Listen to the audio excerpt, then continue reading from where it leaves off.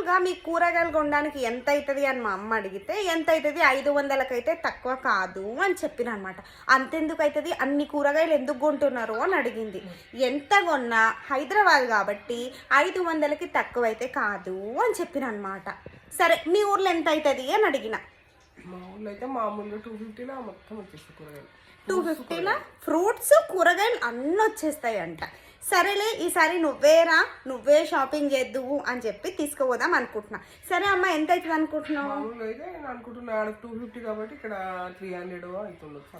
300 అవుతుంది అని అనుకుంటుంది అనమాట. సరే చూద్దాం. ఇక్కడ నేను సూపర్ మార్కెట్ తీసుకెళ్ళట్లేదు, మామూలుగా మనకి వీకెండ్లో మామూలుగా రోడ్ పైన పెడతారు కదా, అక్కడికే తీసుకెళ్తున్నా. చూద్దాం మా మమ్మీ విన్ అవుద్దా నేను విన్ అవుతానా, లెట్స్ సీ.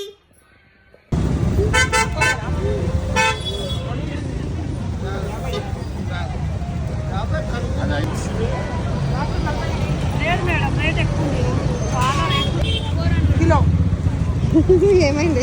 డబల్. మొత్తం మీద కూరగాయలు కొనేసి వచ్చేసినాం. సరే ఇప్పుడు మా అమ్మ మాటల్లోనే అభిప్రాయం తెలుస్తుంది. అమ్మ ఏమనిపించింది? ఇంత బాబా ఇన్ని రేట్లు ఆ కూరగాయలు మా దగ్గర అయితే కష్టమే తల్లి. ఇంత ఎన్ని పైసలు అంటే కష్టం, బతకడమే కష్టం హైదరాబాద్ లా కాబట్టి ఇన్ని రేట్ అవుతుంది. మా తానైతే అసలు సగం రేట్ ఎక్కువ ఉన్నాయి ఇక్కడ. మా దగ్గర ఇంత అయితే ఆపుతలేదు అట్లా. ఇగో మంచిగా ఆపకుండా చెప్పాలి, ఆపినాం అనుకో మంచిగా ఉండదని బెదిరించిన, అందుకే అసలు ఆపుతనే లేదు. సరేలే కూరగాయలు కొనిపించిన తర్వాత ఏమనిపించింది? చాలా రేట్లు ఉన్నాయి అమ్మ, చాలా కష్టం ఇక్కడ. అంతేనా?